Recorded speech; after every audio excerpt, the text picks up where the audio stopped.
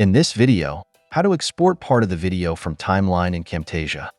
This method allows you to extract and export any specific portion of your video directly from the timeline without affecting the rest of your project. First, open your project in Camtasia and ensure the video is on the timeline. Drag the vertical red line to the start of the section you want to export. This will create a highlighted area in the timeline, marking your selected section. Next, right-click on the highlighted area of the timeline. Then select the Export Timeline selection as option from the context menu. The export wizard will open, allowing you to choose the export settings such as format, quality, and destination.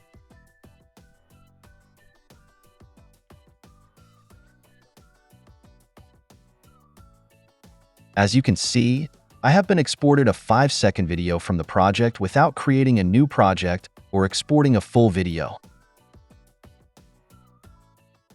That's it. Thanks for watching. Don't forget to like and subscribe, and see you in next videos.